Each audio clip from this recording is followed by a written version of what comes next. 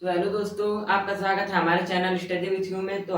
मैं अमन आपको बताने जा रहा हूँ क्लास 9 मैथ का लेसन फर्स्ट। हमारा लेसन फर्स्ट है नंबर सिस्टम यानी कि संख्या पद्धति। तो देखते हैं 1.1 का पहला सवाल दोस्तों हमारा है क्या। देखिए पहले हमारा बोल रहा है कि 20 और 40 के बीच समस्त धन सम धन पूर्णांक बताइए। देखिए सम और ये धन मतलब कि धन का मतलब कि जो धनात्मक हो, ऋणात्मक ना हो, और सम का मतलब कि जो दो से पूर्णतः विभाजित हो। तो देखिए 20 और 40 के बीच, तो 20 और 40 को छोड़ देंगे, उसके बीच की देखेंगे। तो देखिए पहला आता है 22, दूसरा ले लीजिए 24, तीसरा 26, 28। ऐसे ही आप दो दो ऐड करते जाइए, केवल उसमें 40 को ना लीजिएगा और 40 से पहले ही रहेंगे। तो हमारा जाएगा केवल 38 तक। इसके बीच का आप लोग अपने से ज्ञात कर लीजिएगा दोस्तों। अगला देखिए दूसरा सवाल क्या है, 1 से 10 तक अभाज्य धन पूर्णांक लिखिए। अभाज्य का मतलब समझिए दोस्तों, अभाज्य का मतलब समझिए जो जिसके गुणनखंड केवल दो हो, वो संख्या खुद हो, और एक जो केवल स्वयं और एक से केवल कटे, वही क्या होती है, अभाज्य संख्या होती है। और आपको धन बोला है मतलब एक से ऊपर। तो देखिए हमारा 1 और 10 को छोड़ देंगे, क्योंकि उसके बीच ही का पूछ रहा है ना। तो 1 और 10 को छोड़ देंगे तो हमारा आएगा क्या, 2 आएगा, 3 आएगा, 5 आएगा, 7 आएगा। यही हमारे चार हैं, चार अभाज्य धन पूर्णांक है जो 1 से 10 के बीच में आते हैं। अब अगला देखिए दोस्तों क्या है, 2a+1 का क्रम अनुयायी पूर्णांक बताइए।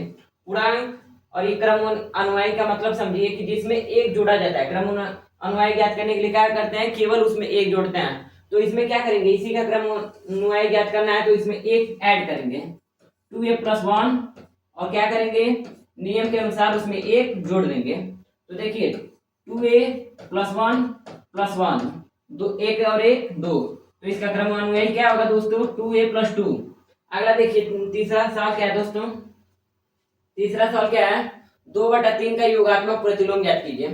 योगात्मक प्रतिलोम क्या होता है दोस्तों, योगात्मक प्रतिलोम हमारा वो होता है जिस संख्या को प्लस में है तो माइनस में कर दीजिए, यानी कि धन में है तो उसको ऋण में कर दीजिए, और ऋण में है तो उसको धन में कर दीजिए। तो हमारा किस में है दोस्तों, 2/3 है आपका, मतलब कि प्लस में यानी कि धन में, तो इसको क्या कर देंगे, ऋणात्मक कर देंगे। तो इसका हमारा योगात्मक प्रतिलोम ज्ञात हो जाएगा। और इन दोनों को आपको जोड़ने पे हमेशा 0 के बराबर आना चाहिए। क्या आना चाहिए, जोड़ने पे 0 के बराबर, तो आपका योगात्मक प्रतिलोम सही रहेगा। अगला देखिए -5 का गुणात्मक प्रतिलोम लिखिए। इसमें क्या करते हैं दोस्तों, अगर भिन्न में दिया है तो भिन्न को हम लोग उल्टा कर देंगे तो उसका गुणात्मक प्रतिलोम ज्ञात होगा। और अगर केवल सिंपल संख्या दी हुई है तो उसको 1 के बटा में कर दीजिए, तो वो आपका गुणात्मक प्रतिलोम ज्ञात हो जाता है। तो देखिए -5 का उल्टा क्या होगा दोस्तों, 1/5। ठीक, इससे ये कट गया, माइनस माइनस कट गया, बचा क्या, 1। और गुणात्मक प्रतिलोम में क्या होता है, जिस संख्या को हम लोग ना 1 के बटा में कर रहे हैं या भिन्न को उल्टा कर रहे हैं, दोनों का गुणा करने पे हमेशा प्लस में मतलब कि धन में 1 आना चाहिए। अब देखिए अगला क्या है, p+q और p-q की योगात्मक प्रतिलोम लिखिए। देखते हैं पहला है p+q। क्या है दोस्तों, p+q का योगात्मक प्रतिलोम क्या होगा, इसको कर दीजिए गुणा माइनस से, तो इसका क्या हो जाएगा, तो यहाँ पे -p और ये प्लस माइनस माइनस क्यू, पता चल गया। अब अगला देखिए आपका बोला p-q का योगात्मक प्रतिलोम ज्ञात कीजिए। अब तो इसको माइनस से गुणा कर दीजिए, बस माइनस और प्लस -p, और यहाँ माइनस माइनस प्लस q। आगे दोस्तों समझ में। अगला सवाल देखिए क्या है हमारा, क्वेश्चन नंबर 7, यक्स के किस मान के लिए 5 गुणे कोष्टक में 3 गुणे 2 बराबर इतना कथन सत्य है। मतलब इसमें हमारा क्या ज्ञात करना है दोस्तों, यक्स का मान बताना है। क्या बताना है दोस्तों, यक्स का मान। तो देखिए इसको हम लोग सॉल्व कर देते हैं। सॉल्व का मतलब होता है हल कर देते हैं इसको। तो देखिए इसका हल करने पे क्या आंसर आता है हमारा, अब क्या करते हैं, इन दोनों का आप कोष्टक पहले सॉल्व कर लेते हैं। तो 3 दूना के 6, 5 गुणे 6 बराबर 5 तिया के 15 गुणे यक्स। यक्स का मान ज्ञात करना है दोस्तों। तो यहाँ 5 6 30 होता है, और इधर ये 15 गुणा में है, इधर आएगा तो किसमें हो जाएगा, गुणा का उल्टा भाग, तो इसको भाग में हो गया। तो यक्स का मान क्या निकला दोस्तों हमारा 2। अतः हम लोग बोल सकते हैं कि यक्स का मान 2 निकलेगा। अगला देखिए, पूर्णांकों में ऐसी कौन सी संख्या है जो स्वयं की योज्य प्रतिलोम होती है। योज्य प्रतिलोम का मतलब समझिए योगात्मक प्रतिलोम। योज्य प्रतिलोम का मतलब योगात्मक प्रतिलोम।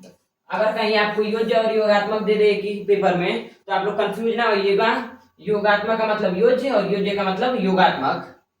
अगला देखिए तब इसका क्या होगा दोस्तों, हमारा पूर्णांकों में ऐसी कौन सी संख्या है, पूर्णांक हमारा 0 से स्टार्ट होता है और माइनस 0 और प्लस सारी संख्या आती हैं, तो हमारा क्या होगा उसमें जीरो। जीरो ही एक ऐसी संख्या है जिसमें उसको जोड़ा जाए घटाया जाए बात हमेशा बराबर ही आती है, जीरो ही आता है। देखिए यदि ए एक समधन पूर्णांक है, मतलब कि धनात्मक भी है और 2 से विभाजित भी होगा, तो बताइए कि संख्या ये सम है अथवा विषम। तो हम लोग क्या करते हैं, मान लेते हैं ए का मान कोई भी समधन पूर्णांक, क्या करते हैं, माना ए बराबर 4 ले लेते हैं हम लोग, जो 2 से पूर्णतः विभाजित भी हो जाएगी, मतलब कि सम भी है और धन पूर्णांक भी है। तो देखिए हमसे पूछा क्या है, संख्या इतनी सम है अथवा विषम है, तो देखिए क्या होगा इसका, ए माइनस वन है एक कोष्टक में, दूसरे कोष्टक में ए प्लस वन है। ए का मान क्या माने थे दोस्तों 4 और माइनस 3, अरे 4 में से क्या घटाएंगे दोस्तों, 1 घटाएंगे। ठीक, यहाँ पे आपको दिया हुआ है सवाल में, -1 करना है और दूसरे कोष्टक में 4 में 1 जोड़ना है। तो देखिए 4 में से 1 गया, 3 बचा आपका, और यहाँ 4 में 1 जोड़ दिए 5, तो 3 5 15। तो हमारी संख्या क्या है, विषम है। विषम का मतलब कि 2 से पूर्णतः विभाजित नहीं होगी, उसमें शेषफल 1 बच जाएगा।